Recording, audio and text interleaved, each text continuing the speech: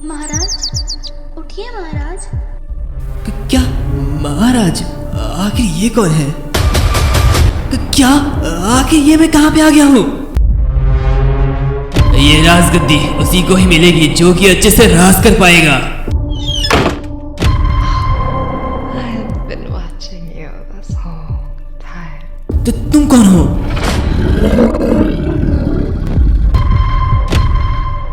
वो एक चुड़ैल है, उसे मार डालो।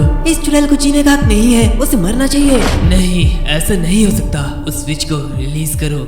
तो जैसे कि आप लोगों ने हमारे पिछले एपिसोड में देखा था, एक शातिर लेडी चुपके से रोलैंड के कमरे में आ जाती है, जो कि मामूली से नहीं बल्कि एक विच होती है जिसे नाइटगेल कहा जाता है, और वो यहाँ पे एना और नाना को लेने के लिए आई है। लेकिन रोलैंड की शर्त ये होती है कि एना अगर जाना चाहेगी तो ही वो उसे जाने देगा। और फिर हम आगे देखते हैं जहाँ पे रोनाल्ड एना को बुलाता है, जो कि वहाँ पे आते हुए कह रही होती है, मैं यहाँ से कहीं नहीं जाने वाली हूँ। उसकी बातें सुनते हुए वो दोनों ही बहुत ही ज्यादा हैरान होते हैं, जहाँ पे वो नाइटिंगेल कह रही होती है, एना मैं तुमसे झूठ नहीं बोल रही हूँ, मैं तुम्हारी बॉडी में बढ़ती हुई मैजिक पावर को महसूस कर सकती हूँ और ये मैच्योरिटी तक पहुँचने के लिए बिल्कुल बहुत ही ज्यादा करीब है। और इसी के साथ 2 महीने के अंदर ही डेमन मंथ शुरू होने वाला है, जिसके दौरान तुम्हारी एज भी शुरू हो जाएगी और तुम जितनी जल्दी कैंप में पहुँचोगे उतना ही ज्यादा ये तुम्हारे लिए सेफ रहेगा। तो उसकी बातें सुनते हुए एना रोनाल्ड से कह रही होती है, क्या आपको याद है कि आपने एक बार मुझसे पूछा था कि क्या मैं नाना पाइन की तरह बनना चाहती हूँ और दूसरे बच्चों के साथ सीखने के लिए टीचर कॉल की अकेडमी में वापस जाना चाहती हूँ? लेकिन मैंने तब आपके क्वेश्चन का कोई भी जवाब नहीं दिया। एक नॉर्मल पर्सन की तरह रहना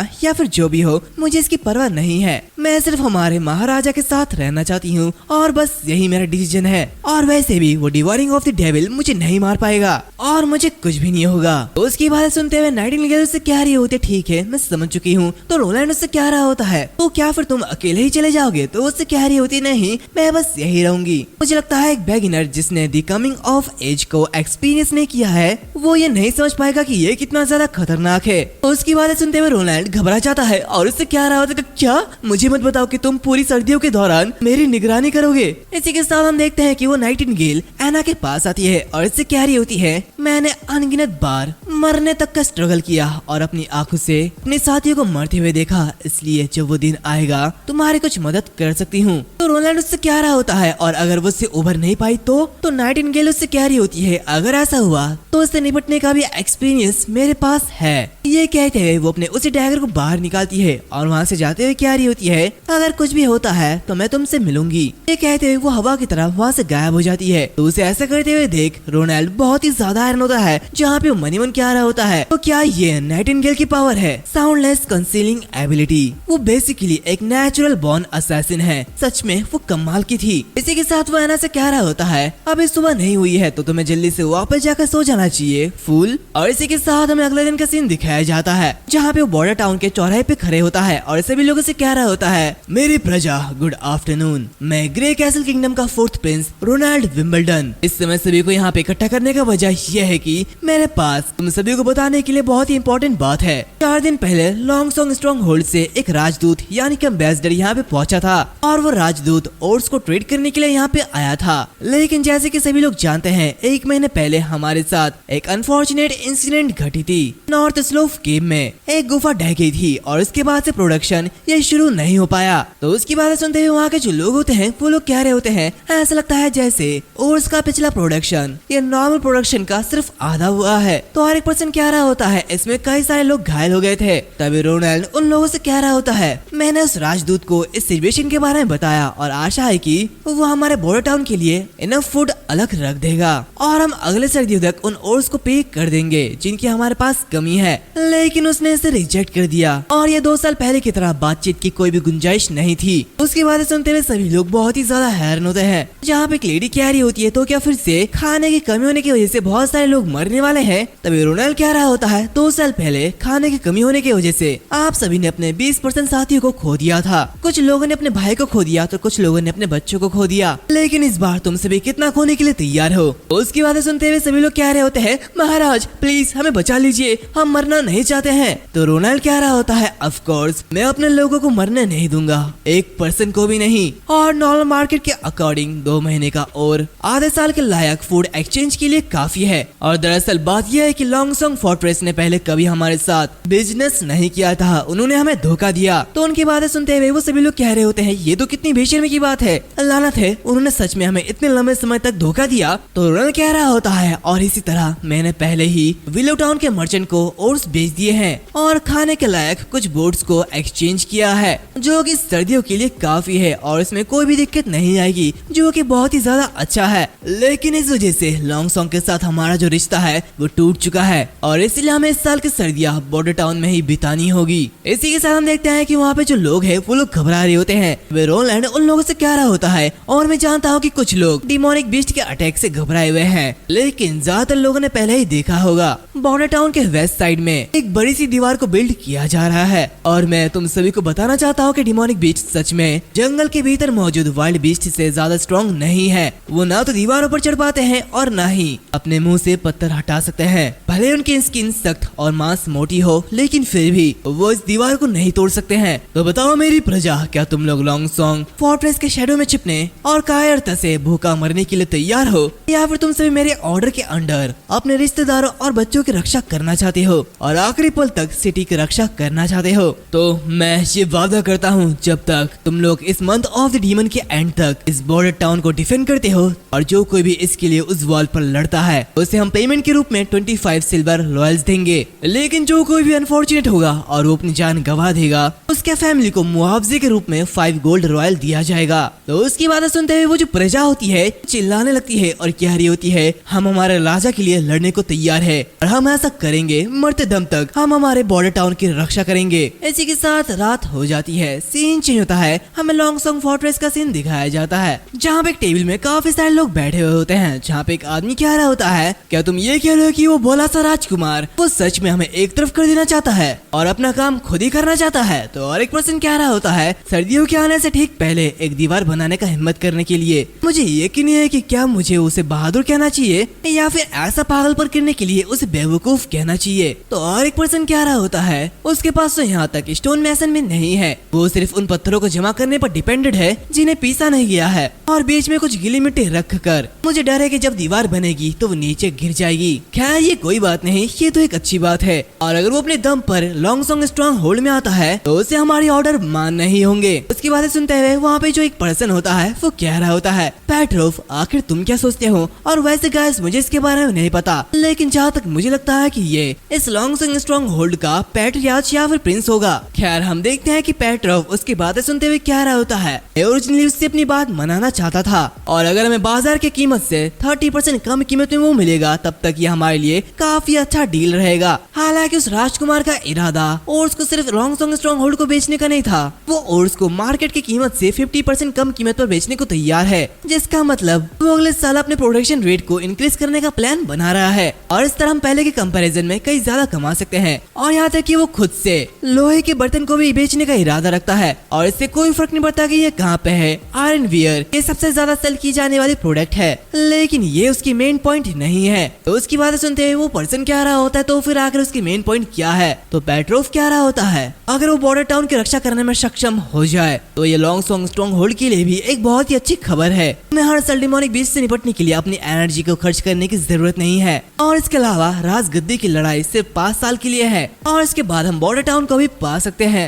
और उस समय ये लॉन्ग सॉन्ग स्ट्रॉन्ग होल्ड भी ये किंगडम का सबसे बड़ा थर्ड टेरिटरी बन जाएगा। और इस तरह मेरी सलाह यह है कि लॉन्ग सॉन्ग स्ट्रॉन्ग होल्ड को अपने लोगों को दीवार बनवाने के लिए भेजना चाहिए और बॉर्डर टाउन को डिफेंड करने के लिए उनकी मदद करनी चाहिए। तो उसकी बात सुनते हुए वो पर्सन कह रहा होता है तुम बिल्कुल ठीक हो, लेकिन वो एक मर्चेंट के रूप में सोचने से सिर्फ फायदे और नुकसान को ही देख पा रहा है। चाहे ये बॉर्डर टाउन ये ठीक रहे या फिर टूट जाए ये इम्पोर्टेंट नहीं है, जो इम्पोर्टेंट है वो ये है कि वो मेरी टेरिटरी है और कोई भी उस पर कभी भी अपना हाथ नहीं डाल सकता है, चाहे वो कोई राजकुमार क्यों ना हो। इसी के साथ सीन चेंज होता है, हमें कॉटेज का सीन दिखाया जाता है जहाँ पे हम कार्टर को देखते हैं जो कि कुछ देखते हुए काफी ज्यादा हैरान होता है और कह रहा होता है महाराज क्या ये वही चीज है जिसके बारे में आपने कहा था कि इसके अंदर एक्स्ट्रा ऑर्डिनरी स्ट्रेंथ है? इसी के साथ हम देखते हैं कि उसके सामने एक बड़ा सा इंजन होता है। आप इसे देखते हुए रोलैंड कह रहा होता है हाँ बिल्कुल, और ये सब एना की एबिलिटी की वजह से हुआ है, उसने इतनी सारी आयरन प्लेट को बिना किसी दिक्कत के चलाया है। इसी के साथ वो इंजन को पकड़ते हुए मन कह रहा होता है ये भाप इंजन ये कुछ ऐसा है जो कि मैनकाइंड की फर्स्ट इंडस्ट्रियल रेवोल्यूशन के लिए बहुत ही जरूरी डिवाइन फोर्स को सामने लेके आया है। इसी के साथ वो कार्टर से कह रहा होता है हालांकि ये कच्चा लगता है, ये क्राफ्ट और टेक्नोलॉजी टेक्नोलॉजी ये इसके इनकम्पेरेबल ब्यूटी को बाहर निकालता है, जो कि सिंपली बहुत ही ज्यादा रोमांटिक है, जो कि मेरे जैसे मैकेनिकल इंजीनियरिंग कुत्ते से रिलेटेड है। ये सब देखते हुए कार्टर कह रहा होता है, महाराज क्या लोहे के प्लेटों का ये ढेर, क्या ये सच में इविल कल्ट का सेरेमनी मशीन नहीं है? तो उसकी बातें सुनते हुए रोलैंड मुस्कुराने लगता है और इसके 5 मिनट बाद हम देखते हैं कि वो उस मशीन को चालू कर देता है, जिससे कि भाप निकल रही होती है, जो कि देखते कार्टर कह रहा होता है, महाराज क्या ये उबलता हुआ पानी नहीं है? इसी के साथ हम देखते हैं कि एना उसे गर्म कर रही होती है, जहाँ पे कार्टर कहता है ये तो सचमुच एक भट्टी है। तभी हम देखते हैं कि वो जो भाप का इंजन होता है वो स्टार्ट हो जाता है और आवाज करने लगता है, जो कि देखते हुए एना बहुत ही ज्यादा हैरान होती है, जहाँ पे मनीमन कह रही होती है, क्या महाराज ने नेचर के अंदर छिपे हुए फोर्सेस के बारे में यही कहा था? दूसरी तरफ कार्टर ये देखते हुए मनीमन कह रहा होता है, महाराज ने ये कहा था कि ये चीज मैन पावर और एनिमल पावर को रिप्लेस कर सकता है। ये ब्रूटल फोर्स मुझे डर है कि 10 नाइट्स भी इसे रेसिस्ट नहीं कर पाएंगे। एक क्वालिफाइड नाइट को ट्रेनिंग करने के लिए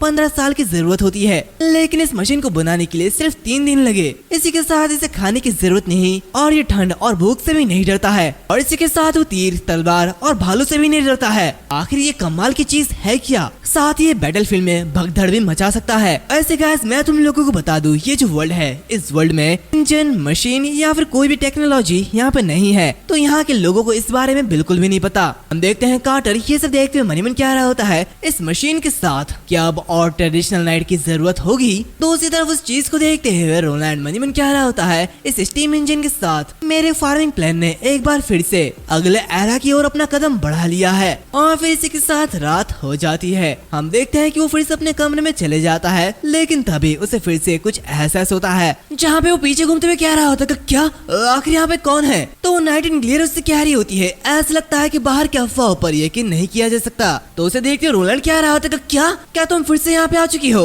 और क्या तुम थोड़ी देर के लिए मुझे प्राइवेसी नहीं दे सकते हो? अपने मन मर्जी जब चाहो तब चले आना। आखिर तुम क्या सोचते हो कि ये तुम्हारा घर है? तुम ऐसा कैसे कर सकते हो? ये कहते हुए वो काफी जोर से चिल्ला रहा होता है। तभी वो नाइटिंगेल उससे कह रही होती है, ऐसा कहा जाता है कि फोर्थ प्रिंस इग्नोरेंट और इनकम्पिटेंट है, जो कि बहुत ही ज्यादा बेकार है, और उसका कैरेक्टर ये तो और भी ज्यादा बेकार है, लेकिन एक्चुअली वो एक कोर्ट मास्टर के कंपैरिजन में किसी भी मामले में कम नहीं है। इसी के साथ वो वहाँ पे कागज को देखती है, जहाँ पे उसे इंजन का मैप बना हुआ होता है, जहाँ पे वो कह रही होती है, इस कागज पर बना ड्राइंग क्या ये आयरन स्टोव का ब्लूप्रिंट है? तो ये सब देखते हुए रोलैंड उससे कह रहा होता है, आखिर तुम्हें वो सीक्रेट ब्लूप्रिंट कहाँ से मिला, जिसे मैंने अपने डेस्क के अंदर बंद कर दिया था? तो उसकी बातें सुनते हुए वो उससे कह रही होती है, तो तुम इसे स्टीम इंजन कहते हो? तो रोलैंड उससे कह रहा होता है, हाँ हालांकि ये एक ब्लूप्रिंट है, लेकिन एना की मदद के बिना ये बस एक ड्राइंग पेपर के अलावा और कुछ नहीं होता। तो उसकी बातें सुनते हुए वो उससे कह रही होती है, तो बताओ आखिर ये क्या कर सकता है? तो रोलैंड उससे कह रहा होता है, ये बहुत सारे ओर्स को एक साथ हटा सकता है, वाटर को मिट्टी के अंदर से निकाल सकता है, इसी के साथ आयरन को मेल्ट कर सकता है और उसे फोर्ज कर सकता है। ये उस हर चीज में यूजफुल है जिसमें बहुत ही ज्यादा स्ट्रेंथ की जरूरत होती है। तो उसके बाद सुनते हुए नाइटिंगेल मुस्कुराने लगती है और उस मैप को रखते हुए कह रही होती है, तो फिर ठीक है, मैं इसे अपने पास रखूंगी। हमारे एसोसिएशन में ऐसे लोग भी है जो कि आगे को कंट्रोल कर सकते हैं। तो ऐसा करते हुए देख रोलैंड चिल्लाते हुए इससे कह रहा होता है, अरे मैं तुम्हारी बातों से सहमत नहीं हूँ। तभी नाइटिंगेल उससे कह रही होती है, ऑफ कोर्स मैं तुमसे कोई भी चीज मुफ्त में नहीं लूंगी, पहले इस चीज पर नजर डालो। और इसी के साथ हम देखते हैं कि वो गलत जगह से एक पेपर को निकालती है और इसे देखते हुए कह रही होती है, ये एक सीक्रेट लेटर है जो कि होमिंग पिजन के जरिए डिलीवर किया गया है, हालांकि मैंने उसे पकड़ लिया था। तो उसे देखते हुए रोलैंड थोड़ा सा हैरान होता है और उस लेटर को ओपन करता है, जहाँ पर उसे देखते हुए वो काफी ज्यादा हैरान होता है। तभी वो नाइटिंगेल उससे कह रही होती है, ऐसा लगता है कि टायरे वो तुम्हारी नौकरानी है, और इसी के साथ ऐसा लगता है कि तुम्हारा हैरेम ये स्टेबल नहीं है, और इस लेटर में ये बताया गया है कि वो अपनी प्रीवियस फेलियर को रिपीट नहीं कर सकती है, और उसे दी मंथ ऑफ द डीमन के चेयर्स के दौरान तुम्हें खत्म करना ही होगा। ये सब देखते हुए रोलैंड मनीमन क्या रहा होता है, टायरे क्या ऐसी कोई नौकरानी है हमारे पास? और अगर मुझे ठीक से याद नहीं है तो इसका मतलब पिछला फ्लर्टी प्रिंस रोलैंड वो हमेशा टोफू खाना पसंद करता था।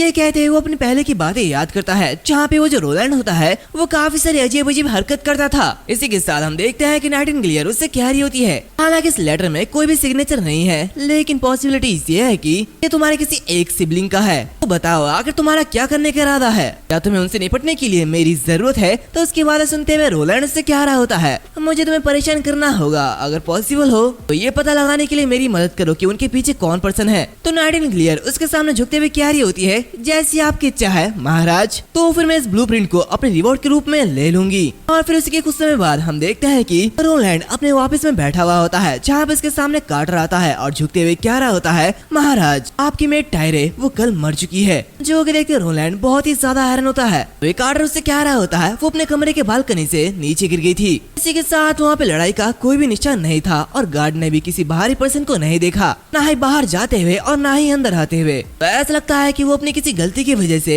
नीचे गिर गई और एक एक्सीडेंट में उसकी मौत हो गई। तो ये देखते हुए रोलैंड कह रहा होता है सचमुच ये अफसोस की बात है, तो टायरे का फ्यूनरल अरेंजमेंट ये हेडमेड को सौंप दो। तो उसकी बातें सुनते हुए कार्टर वहाँ से चले जाती है। तभी रोलैंड कह रहा होता है तो तुमने टायरे के साथ कुछ किया है क्या? तो उसकी बातें सुनते हुए नाइटिंगेल सामने आती है और कह रही होती नहीं, जब उसने मुझे खुद देखा तो उसने खुद को ही मार डाला। तो रोलैंड उससे कह रहा होता है तुमने सच में उसे वश में तो नहीं किया, मुझे लगता है कि तुम इसमें एक्सपीरियंस्ड हो। तो ये सुनते हुए वो उससे कह रही होती है मैंने उसे बांध दिया था, लेकिन मुझे जरा से भी उम्मीद नहीं थी कि वो अपनी दांतों के अंदर जहर छिपा रखी होगी और वो जरा से भी हिचकिचाएगी नहीं। लेकिन इस तरह मैं एक एक्सीडेंट को फोर्ज कर सकती हूँ जहाँ पे ये ऐसा लगेगा कि उसे किसी ने मारा नहीं। हालांकि मैंने उसके मुंह से सीधे तौर पर कुछ भी नहीं सुना, लेकिन इसका मतलब ये नहीं है कि मैं खाली हाथ रह गई। मुझे ये चीज उसके कमरे में मिली और ऐसा लगता है कि ये चीज फेमिलर है। और इसी के साथ वो फिर से अपने उस जगह से एक लेटर को बाहर निकालती है जहाँ पे वो उसे दिखाते हुए कह रही होती है ये एक सेंडर ने टायरे को दिया था। हालांकि इस लेटर में सिर्फ नॉर्मल बातचीत है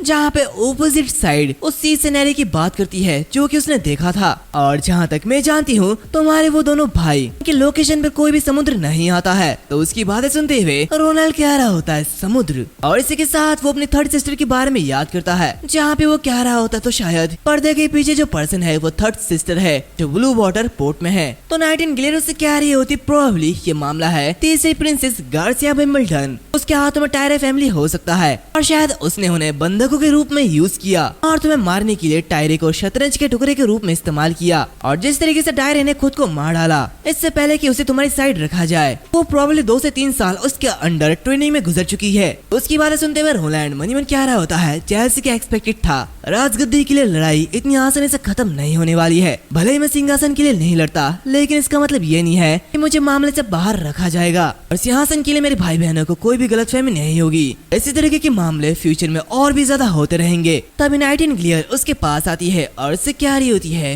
ऐसा लगता है कि यहाँ पे कोई है, तो अब जाने का वक्त आ चुका है महाराज। और इसी के साथ अपनी पावर की यूज करते हुए वहाँ से जा रही होती है। तो उसे ऐसा करते हुए देख रोलैंड मनी मन कह रहा होता है तो वो दिन में भी ये काम कर सकती है। तभी हम देखते हैं कि वहाँ पे कटप्पा मतलब भैरव आ जाता है और कह रहा होता है महाराज जो लोग मंथ ऑफ द डीमन के दौरान लड़ने के लिए तैयार है उन्होंने पहले ही अपना जवाब दे दिया है और उनके जरिए जाने के बाद जिन लोगों को फिल्टर किया जाएगा वो सभी वॉल के नीचे वेट कर रहे हैं। तो उसकी बातें सुनते हुए रोलैंड खुश होते हुए कह रहा होता है अच्छा तो ऐसी बात है तो फिर मैं अभी जाकर देखूंगा। भैरव से कह रहा होता है हाँ मैं अभी आपको वहाँ पे लेके जाता हूँ, लेकिन क्या आप सचमुच डिमोनिक बीस्ट के अगेंस्ट उन लोगों को यूज करना चाहते हैं? और इसी के कुछ समय बाद हम उसी दीवार के नीचे देखते हैं जहाँ पे रोलैंड मनी मन कह रहा होता है ऐसा लगता है कि भैरव की चिंता है ये बेवजह नहीं थी। इसी के साथ वो देखता है कि इसके सामने सिर्फ कुछ ही लोग होते हैं जो कि बहुत ही ज्यादा कम होते हैं। जहाँ पे वो कह रहा होता है क्या ये वही लोग हैं जिन्होंने कॉन्स्क्रिप्शन पर रिस्पॉन्ड किया है? तो कार्टर कह रहा होता है महाराज ये वो लोग हैं जिन्हें आपकी रिक्वेस्ट के अकॉर्डिंग फिल्टर किया गया है, नॉन क्रिमिनल 18 साल से ऊपर और 40 साल के नीचे। इसी के साथ इनकी बॉडी ये पूरी तरीके से डैमेज भी नहीं है और मैंने इन सभी लोगों को चेक कर लिया है। इसी के साथ हम वहाँ पे एक आदमी को देखते हैं जो कि एकदम कुपोषण का शिकार होता है, जो कि देखते हुए रोलैंड मनी मन कह रहा होता ठीक है शुरुआत में हम बहुत ज्यादा उम्मीद नहीं रख सकते हैं, आखिरकार इस वर्ल्ड की प्रोडक्टिविटी बहुत ही ज्यादा कम है और इन लोगों के पास ना तो खाने के लिए काफी है और ना ही वो कपड़े हैं जो कि उन्हें गर्म रख सके, इसलिए नेचुरली उनकी बॉडी इतनी ज्यादा स्ट्रॉन्ग नहीं होगी। और एक ऐसी सेना है जो कि पूरी तरीके से नॉर्मल लोगों के जरिए बनाई गई है। इस एरा में ये सच में एक इमेजिनेटिव थिंग है। तभी भैरव से कह रहा होता है महाराज ये मामला शुरू से ही इम्पॉसिबल लग रहा है, इन पर तो एक नजर डालो, उनमें से कौन स्वार्ड या फिर ब्लेड चलाना जानता है? मैं रिकमेंड करता हूँ कि आप दीवार की सुरक्षा के लिए कुछ प्रोफेशनल मर्सनरीज को गार्ड के रूप में हायर करिए और उन लोगों का यूज अलग अलग काम में कीजिए। तो रोलैंड कह रहा होता नहीं मैं इनको ही यूज करूंगा। इसी के साथ उनके सामने खड़े होते हुए कह रहा होता है एक स्ट्रॉन्ग ट्रूप जो कि वाइटलिटी से भरी हुई है और इसे लोगों से ओरिजिनेट होना चाहिए और इससे कोई फर्क नहीं पड़ता कि ये फ्यूडल ट्रूप्स है, ज्यादा दूर नहीं पास्ट और मॉडर्न ट्रूप्स ने, उन सभी ने अनगिनत बार इस रूल को वैलिडेट किया है। तभी कार्टर कह रहा होता है, तो फिर महाराज क्या हमें कल इन सभी को तलवार चलाना सिखाना चाहिए? उसकी बातें सुनते हुए रोलैंड कह रहा होता है, स्वॉर्ड चलाना नहीं, तुम सबसे पहले उन्हें फॉर्मेशन में लाओगे और रनिंग करना शुरू करोगे। तो उसकी बातें सुनते हुए कार्टर बहुत ही ज्यादा हैरान होता है।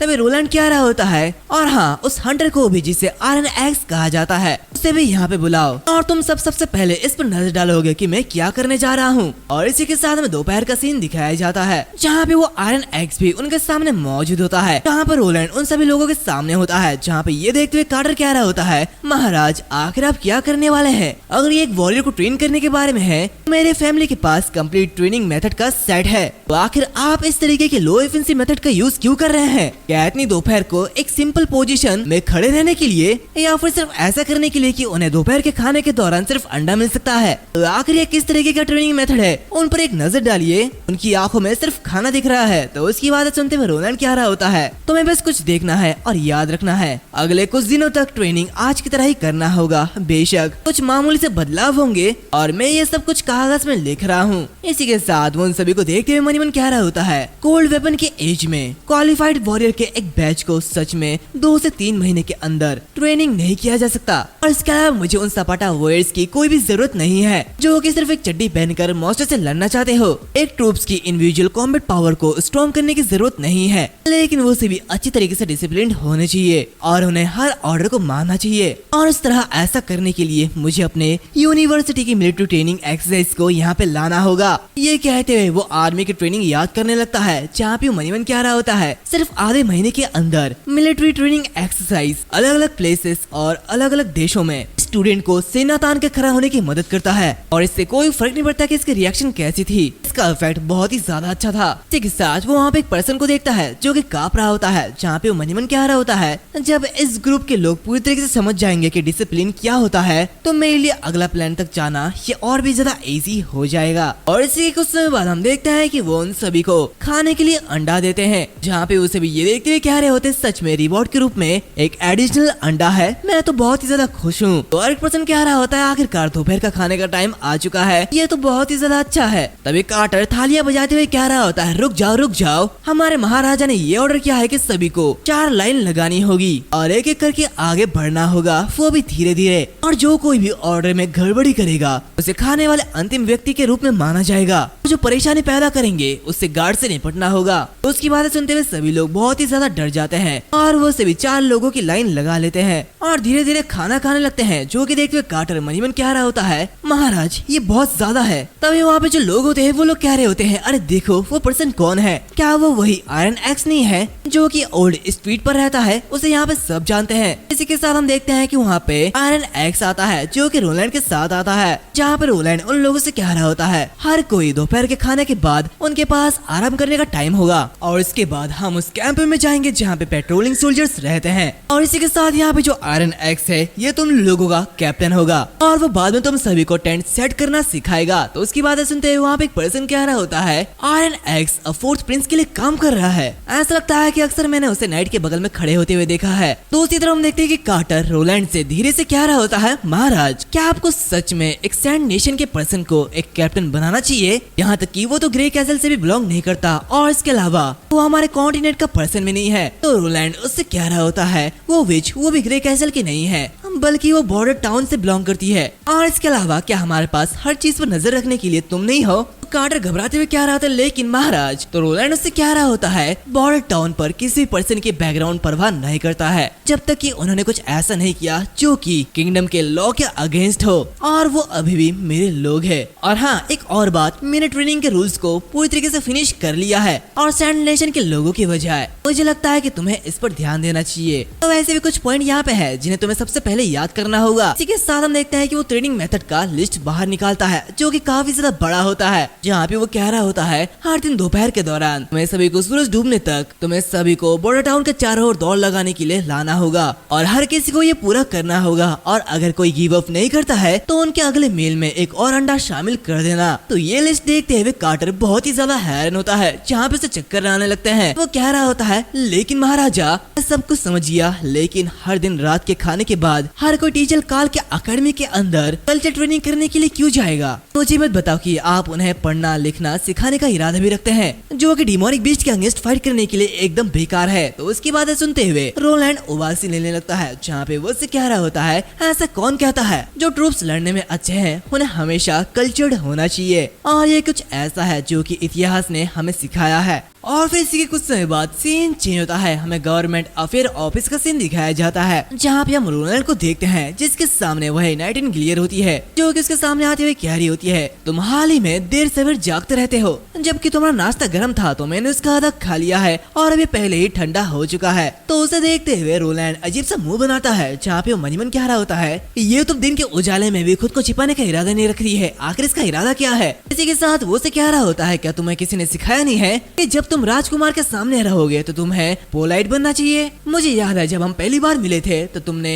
अपने बिहेव को काफी अच्छे से दिखाया था। तो उसकी बातें सुनते हुए नाइटिंगेल उसके सामने झुकते हुए कह रही होती है क्या तुम्हारा मतलब ये है, वैसे भी तुम्हें इसकी कोई परवाह नहीं है ना। इसके अलावा मैं देख सकती हूँ कि तुम्हें भी ये बेकार सी चीज पसंद नहीं आती है। तो उसकी बातें सुनते हुए वो रोलैंड मन कह रहा होता है क्या ऐसा कुछ है जो कि वो देख नहीं सकती, वो मेरा दिमाग भी पढ़ सकती है, आखिर वो सब कुछ कैसे जानती है। इसी के साथ वो उससे कह रहा होता है तुम जो चाहे वो कर सकते हो, हालांकि फ्यूचर में जब तुम मेरा नाश्ता खाना चाहो तो बस इसे खत्म कर देना, अगर मुझे खाना है तो मैं किचन को और एक मील बनाने के लिए कह दूंगा। तो उसकी बातें सुनते हुए वो काफी ज्यादा खुश होती है, कह रही होती है जैसी आपकी इच्छा महाराज। इसी के साथ वो उसे खाने लगती है। इसी के साथ हम देखते हैं कि रोनाल्ड के हाथों में एक नया प्रोजेक्ट होता है, जहाँ पे उसे देखते हुए वो उसे कह रही होती है जो कि अभी इस टेबल पर है, मैंने इस काम पे एक नजर डाली थी, तो क्या तुम इसके लिए इतनी बड़ी आइस ऑन खरीदने का प्लान बना रहे हो। अभी विंटर में क्या तुम फ्रोजन एले पीना चाहती हो, और अगर ऐसा है तो तुम्हें इसे एक रात के लिए घर के बाहर रखना होगा, तुम जानते हो है ना।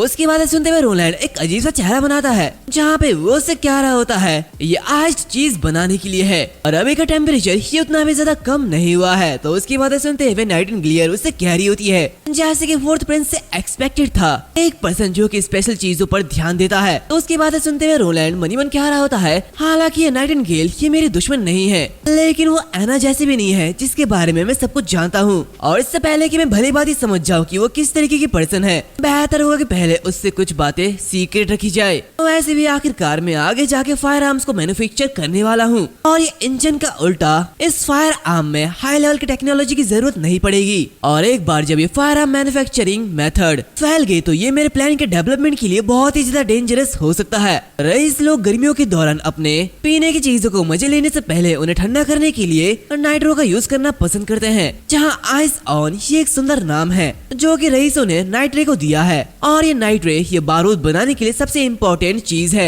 यानी कि इसका मतलब वो अभी तक नाइटिंगेल से झूठ बोल रहा था, जहाँ पे वो उससे कह रहा होता है ठीक है हॉली माउंटेन के खोज के अलावा क्या वेज कारपोरेशन एसोसिएशन असैसिन्स को भी ट्रेन करती है। तो वो उससे कह रही होती नहीं, वो सिर्फ पैथेटिक लोगों का एक ग्रुप है जो कि अपने ड्रीम की वजह से एक साथ जुड़ गए हैं, और मैं वेज कारपोरेशन एसोसिएशन में 2 साल पहले शामिल हुई थी। तो उसकी बात सुनते हुए रोलैंड उससे कह रहा होता है इसका मतलब तुम मुझसे पहले किसी और के लिए काम करते थे, क्या मेरे अलावा और भी लोग हैं जो कि विच को अपनाना चाहते हैं। तो उसकी बातें सुनते हुए वो उससे कह रही होती है अपनाना, आखिर ये कैसे पॉसिबल है, अगर वो जानते हैं कि मैं डायन बन जाऊंगी तो वो मुझे गेट के अंदर घुसने की इजाजत भी नहीं देते, और जहाँ तक बात की बात है अगर मैं उसके लिए यूजफुल नहीं होती तो मुझे डर है कि वो मुझे पहले ही सीक्रेटली मार दिया होता। उसकी बातें सुनते हुए रोलैंड उससे कह रहा होता है अच्छा तो क्या तुम इसके बारे में मुझसे बात कर सकते हो। तो वो उससे कह रही होती है महाराज एक अच्छी अपॉर्चुनिटी आने के बाद मैं आपको सब कुछ बता दूंगी, मैं जानती हूँ कि आप किस बारे में चिंता कर रहे हैं, लेकिन प्लीज श्योर रहे मैं अब से 5 साल तक आजाद हूँ और मुझे किसी के लिए काम करने की कोई भी जरूरत नहीं है।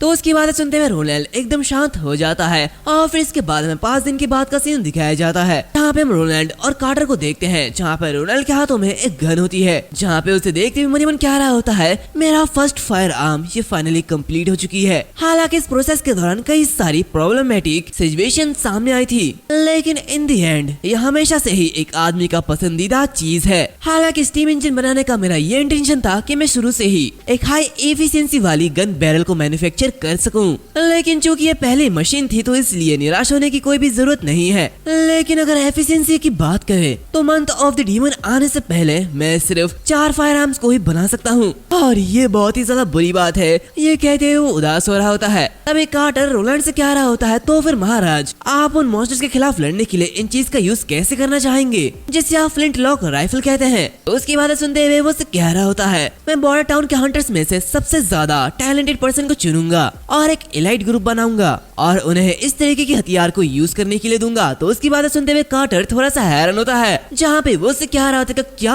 हंटर्स को चुनेंगे, लेकिन आप तो सीधे हमारे पैट्रोल स्क्वाड से चुन सकते हैं। तो उसकी बात सुनते हुए रोनाल्ड एक अजीब सा चेहरा बनाता है, जहाँ पे मनी मन कह रहा होता है, मुझे बस यही एहसास होता रहता है कि हमारा पैट्रोल स्क्वाड इतना ज्यादा भरोसेमंद नहीं है। ये कहते हुए वो उन दोनों सोल्जर्स को याद करने लगता है और इसी के कुछ समय बाद हमें रोलैंड के कैसल स्वेर का सीन दिखाया जाता है, जहाँ हम टनल के अंदर कुछ नाइट्स को देखते हैं जो कि किसी पर अटैक कर रहे होते हैं, जहाँ पे एक पर्सन उसके ऊपर अटैक करते हुए कह रहा होता है, ब्रायन अब तुम मरो, तुम कभी ने कहे कि मैं तुम्हें सरेंडर करने की सलाह देता हूँ, नहीं तो तुम्हें भी ग्रेट डॉग की तरह मरना होगा। तो उसकी बातें सुनते हुए वो दूसरा पर्सन मनीमन कह रहा होता है, डेफिनेटली उसे कैसल के अंदर नहीं आने दे सकता। इसी के साथ वो उस पर अटैक करते हुए उसके स्वॉर्ड को नीचे गिरा देता है, जहाँ पे उसे कह रहा होता है ये उसी ग्रे डॉग के लिए है। ये कहते हुए उसके सीने पर अटैक कर देता है, जो कि देखते हुए दूसरा पर्सन कह रहा होता है, एक मियर पैट्रोल स्क्वाड वो मुझे घायल करने की हिम्मत करता है। तो रायन कह रहा होता है, एक मियर पैट्रोल स्क्वाड तुम एक स्कम के झुंड में फंस गए और फिर जुआ खेलने लगे और उसी के बाद एक बार में शामिल हो गए, लेकिन तब तक हम अपने स्किल को ट्रेनिंग करते रहे ताकि हम अपने टाउन की रक्षा कर सके, और अब तुमने लॉन्ग सॉन्ग स्ट्रॉन्ग होल्ड का साइड ले लिया और इस टाउन के साथ दगा करने की कोशिश की, मैं तुम्हें नहीं छोड़ूंगा। ये कहते हुए वो काफी तेजी से उस पर अटैक करता है, लेकिन तभी हम देखते हैं कि उस दूसरे नाइट के पीछे से और एक पर्सन आता है जो कि अपने स्वाड को रायन के आर पार कर देता है, जहाँ पे वो उससे कह रहा होता है, मुझे उम्मीद नहीं थी कि तुम इतने ज्यादा हार्ड हो जाओगे, बिल्कुल एक कॉकरोच की तरह जिसे कितनी भी बार मारो वो नहीं मरता। तभी हम देखते हैं कि रायन उठता है और अपने अंदर से उस स्वाड को निकालते हुए उनकी तरफ अटैक कर देता है, लेकिन वो उनकी तरफ नहीं बल्कि एक मशाल पे अटैक करते हुए उसे तोड़ देता है, जिसकी वजह से वहाँ पे अंधेरा हो जाता है और वो वहाँ से भाग जाता है। इसी के बाद में कैसल की ग्रेनेरी का सीन दिखाया जाता है, जहाँ पे हम रायन को देखते हैं जो कि एक जगह छिपा हुआ बैठा हुआ होता है, जहाँ पे वो कह रहा होता है, इस कैसल में घुसपैठ करने का पर्पस जरूर ये ग्रेनरी होगा। वैसे ग्रेनरी का मतलब खाने का भंडार मतलब अन्न भंडार होता है। हम देखते हैं रायन कह रहा होता है, खाने के बाद हमारे पास लॉन्ग सॉन्ग स्ट्रॉन्ग होल्ड के अलावा रहने के लिए और कोई जगह नहीं बचेगी, और आखिरकार हमारे पास एक ऐसा लॉर्ड है जो कि अपने लोगों की चिंता करता है, और पैट्रोल स्क्वाड के कैप्टन के रूप में मैं इस ग्रेनरी को ठीक से देखभाल भी नहीं कर सकता। वैसे गाइस इसका नाम ब्रायन है, लेकिन तभी हम देखते हैं कि उसके पीछे से वही आदमी आ जाता है जो कि दरवाजे को तोड़ते हुए अंदर घुस जाता है और उसे उठाते हुए कह रहा होता है, क्या बात, क्या तुम और नहीं भागोगे? तो फिर मैं तुम्हें बताऊंगा कि ड्यूक रियान के खिलाफ जाने का हश्र क्या होता है। तो ब्रायन कह रहा होता है, हमारे महाराज हम लोगों के प्लान को आगे बढ़ने नहीं देंगे। तो उसमें से एक पर्सन कह रहा होता है, तुम्हारे महाराज, क्या तुम अभी भी सपना देख रहे हो कि तुम्हें तुम्हारा महाराज बचाने के लिए आएगा? ऐसा बिल्कुल नहीं है। और एक पर्सन कह रहा होता है, जल्दी से उसे मार डालो और इस मामले के बारे में मत भूलो जिसे करने के लिए ड्यूक रियान ने हमें सौंपा है। दूसरी तरफ ये सब देखते हुए ब्रायन मनी मन कह रहा होता है, क्या अब सब कुछ खत्म होने वाला है? ये बहुत ही ज्यादा बुरा हो रहा है। तभी एक आवाज आती है, तुम सभी किसी और के टेरिटरी में बहुत ही खुशी से खेल रहे हो, है ना? तो उसकी आवाज सुनते हुए वो सारे के सारे नाइट्स काफी ज्यादा हैरान होते हैं। इसी के साथ हम देखते हैं कि उन सभी के सामने और क्यों नहीं बल्कि नाइट गेल बैठी हुई होती है, जो कि कह रही होती है, तो तुम मेरे सामने किसी और को मारना चाहती हो, लेकिन ये अच्छा नहीं है। तो उसे देख के वो लोग कह रहे होते कि क्या आखिर तुम कौन हो? तो वो नाइटिंगेल उन लोगों से कह रही होती है, बेशक मैं इस कैसल के लोगों में से एक हूँ, और वैसे तुम सबके बारे में क्या तुम सभी चूहे उस सेवर यानी कि उस नाले के जरिए यहाँ पे आए हो? ये कहते हुए वो नीचे उतरती है, जो कि देखते उनमें से एक नाइट कह रहा होता है, आखिर इसकी परवाह कौन करता है कि तुम कौन हो, हम तुम्हें मार डालेंगे। इसी के साथ वो अपने साथियों को ऑर्डर देता है, जो कि देखते हुए नाइटिंगेल भी आगे बढ़ती है। दूसरी तरफ हम ब्रायन को देखते हैं जिसकी आंखें बंद हो जाती है। इसी के अगले दिन हम देखते हैं किसी ग्रेनरी में काफी सारे लोग मारे हुए हैं। यहाँ पे कार्टर वहाँ की इन्वेस्टिगेशन करता है और मनीमन कह रहा होता है, आखिर यहाँ पे इस तरीके की गंदगी को किसने रोका? वैसे भी वो जख्मी कैप्टन वो अकेले ही इतने सारे लोगों से नहीं निपट सकता है, और एक मात्र पॉसिबिलिटी ये है कि इस कॉन्फ्लिक्ट में किसी ने इंटरफियर किया है। कोई भी कवर ना होने पर भी वो फ्रीली यहाँ पे घूम रहा था, और फिर भी उसने दुश्मन को रेजिस्टेंस करने का कोई मौका नहीं दिया। इसी के साथ जमीन पर खून और लाशों को छोड़कर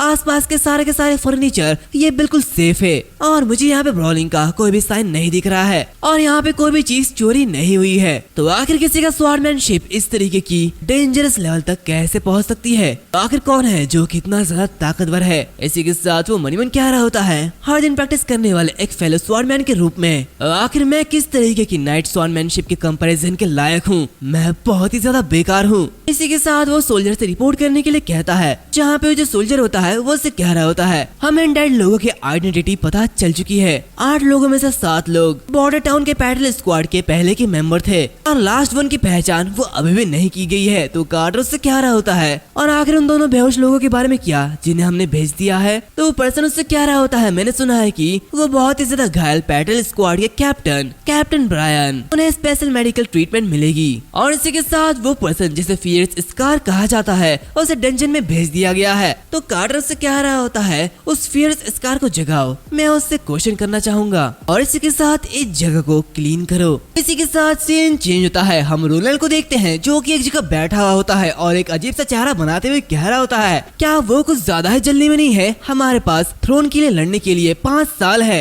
और अभी तो कुछ महीने हुए हैं और वो पहले से ही हमारे महल पर अटैक करना शुरू कर रहे हैं। क्या वो लोगों को इस विंटर में शांति में रहने नहीं दे सकते हैं। ये सब क्या बकवास है। और अगर इस समय तुमने नोटिस सही समय पर नहीं दिया होता तो मुझे डर है कि मैं पहले ही एलिमिनेट हो चुका होता। तो उसकी बात सुनते हुए नाइटिंगेल उससे कह रही होती है यहाँ तक कि अगर मैं यहाँ नहीं होती तब भी वो अपने असैसिनेशन में सफल नहीं हो पाते।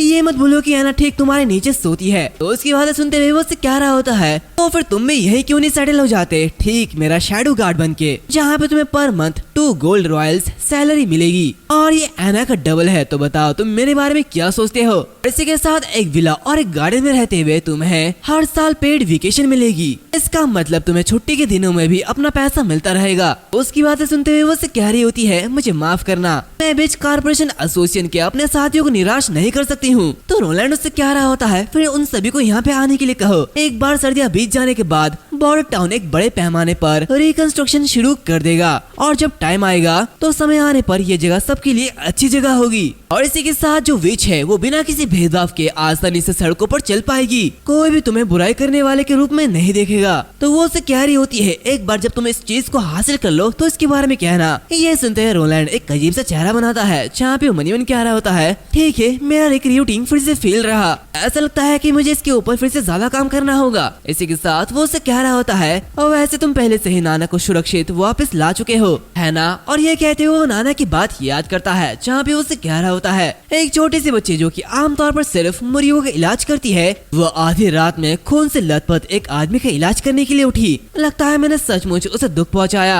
ये कहते हुए वो एक अजीब सा चेहरा बनाता है जहाँ पे उससे कह रहा होता है चलो बिजनेस पर वापस लौटते हैं। तो बताओ आखिर तुम इस मैटर को किस तरीके से देखते हो। क्या तुम्हें कोई अंदाजा है कि मेरे प्यारे भाई बहनों में से इसे किसने किया है। तो नाइटिंगेल उससे कह रही होती है जिन लोगों ने ये गड़बड़ी शुरू की है वो करप्टेड पेट्रोल टीम मेंबर्स है, लेकिन मुझे लगता है कि इस मामले का तुम्हारे भाई बहनों से कोई भी लेना देना नहीं है। तो उसकी बातें सुनते हुए रोलैंड कह रहा होता है कि क्या लेकिन क्यों। तो वो उससे कह रही होती है क्योंकि वे बहुत ही ज्यादा लापरवाह है, यहाँ तक कि इस बार के मिशन के दौरान उनके बीच इंटरनल कॉन्फ्लिक्ट भी थी और ये महसूस करने के बाद कि मिशन फेल हो गया है उन्होंने तुरंत खुद को नहीं मारा और उनमें से कम 2 बच गए। और ये तुम्हारे सिबलिंग्स का स्टैंड नहीं दिखता है बल्कि ये एक एमेच्योर का स्कीम की तरह ज्यादा दिखता है। ये कहते हुए वो चाय के कप को उठाती है और कह रही होती है एनीवेज तुम्हारे नाइट वो ऑलरेडी क्वेश्चंस के कॉन्फेशंस के लिए डंजन में पहुंच चुके हैं और मुझे यकीन है कि उन्हें जल्द ही सच्चाई का पता चल जाएगा और तुम्हारे बिग सिस्टर के सबऑर्डिनेट के कंपैरिजन में ये काफी ज्यादा इंफीरियर लगते हैं। और फिर ऐसे ही कुछ टाइम बीत जाते हैं। हम रोलैंड को देखते हैं जो कि आगे बढ़ रहा होता है और ब्रायन के रूप में जाता है जहाँ पे ब्रायन उसे देखते हुए घबरा जाता है और कह रहा होता है महाराज। ये कहते हुए वो उड़ने लगता है जहाँ पे उसे देखते हुए रोलैंड उससे कह रहा होता है मैं तुम्हारे कामों के बारे में सब कुछ जानता हूँ ब्रायन, तुम एक सच्चे हीरो हो। तो ब्रायन उससे कह रहा होता है महाराज मैं ऐसा नहीं हूँ, मेरा वो फॉलन फ्रेंड। इसी के साथ वो आगे कुछ कहने जा रहा होता कि तभी रोनाल्ड उससे कह रहा होता है चिंता मत करो ब्रायन, उसे उसके नाम के लायक दफनाया जाएगा। इसी के साथ उस आदमी ने जिसे फियर्स स्कार कहा जाता है उसने अपने जरिए किए गए सारे के सारे क्राइम्स को कबूल कर लिया है जहाँ पे इसे फांसी की सजा दी जाएगी और ये 3 दिन में हो जाएगा और अगर तुम तब तक ठीक हो जाते हो तो तुम्हें खुद उसकी मौत में शामिल होना चाहिए। तो ब्रायन घबराते हुए कह रहा होता है लेकिन महाराज, फियर्स स्कार का कहना है कि उसकी नसों में नीला खून है जहाँ पे नोबल्स उनके क्राइम का प्रायश्चित करने के लिए गोल्ड ऑयल का यूज करते हैं और अगर आप ऐसा करते हो तो आउटरीच शुरू हो जाएगा। तो उसकी बातें सुनते हुए रोलैंड कह रहा होता है लॉन्गसंग स्ट्रॉन्ग होल्ड का नोबल्स को गुस्सा दिलाना, इसके अलावा एक प्रिंस के कैसल में अटैक करना और साथ ही फूड सप्लाई को जलाना और 2000 बॉर्डर टाउन सिटीजन यहाँ पर रह रहे हैं उसे इग्नोर करना, ये सारी चीज भुलाई नहीं जा सकती है। और अगर वो हमारे फूड सप्लाई को जलाने में कामयाब रहे तो बॉर्डर टाउन की फाउंडेशन वो एक ही दिन में पूरी तरीके से तबाह हो जाएगी। तो इस तरीके की इविल से निपटने के लिए हम कोई भी रियायत नहीं देंगे। इसी के साथ वो ब्रायन से कह रहा होता है बस इस महल में आराम करो ब्रायन, मैंने दूसरे लोगों को पेट्रोलिंग ड्यूटी में लगा दिया है और एक बार जब ये मंथ ऑफ डीमन खत्म हो जाएगा तो मैं तुम्हारे लिए एक कॉन्फरनिंग सेरेमनी ऑर्गेनाइज करूंगा। जो कि सुनते हुए वो थोड़ा सा हैरान होता है और कहते हैं क्या कॉन्फरनिंग सेरेमनी? तो रोलैंड से कह रहा होता है हाँ, उस दिन से तुम मेरे नाइट बन जाओगे ब्रेव सर ब्रायन। इसी के साथ हमें अगले दिन सिटी वॉल का सीन दिखाया जाता है जहाँ पे हम देखते हैं कि काफी सारे ट्रूप्स एक जगह गैदर होते हैं जहाँ पे हम उनके सामने उनके कैप्टन आरएनएक्स को देखते हैं जो कि उन्हें ट्रेन कर रहा होता है। इसी के साथ दूर से ये सब रोलैंड देख रहा होता है जहाँ पे मनीमन कह रहा होता है तो लोग आमतौर पर अपनी सेना को देखते समय क्या कहते हैं, मुझे याद नहीं आ रहा, क्या मैं ऐसा कहूँ ग्रीटिंग माय कॉमरेड्स, तुम लोगों ने बहुत ही हार्ड काम किया लेकिन ये काफी ज्यादा अजीब लगेगा। वैसे ऐसा लगता है कि मुझे किसी ऐसे पर्सन को ढूंढना चाहिए जिसके साथ मैं बातचीत कर सकूं और अपने कंसाइडरेट साइड को दिखा सकूं और मेरे रेपुटेशन को एनहांस कर सकूं, तो ये काफी होना चाहिए। इसी के साथ वो वहाँ पे एक लड़की को देखता है जहाँ पे वो उसके पास आता है और उसे कह रहा होता है तुम काफी ज्यादा हार्ड ट्रेनिंग कर रहे हो, ये बहुत ही ज्यादा थका देने वाला है ना? क्या तुमने अच्छे से खाया? उसे देखते ही वो बच्चा बहुत ही ज्यादा डर जाता है जहाँ पे रोनाल्ड मनीमन कह रहा होता है शायद ये काफी होना चाहिए और ऐसा लगता है कि मेरी बातें सुनते हुए इन्हें बिल्कुल टीवी में दिखाए गए उन आर्मीज की तरह रिएक्ट करने चाहिए। इसी के साथ हम देखते हैं कि वो अपनी पहले की बातें याद करता है जहाँ पे अपने टीवी के सामने बैठा हुआ होता है और जो आर्मीज होते हैं वो रिएक्ट करते हुए कह रहे होते हैं हम थके नहीं है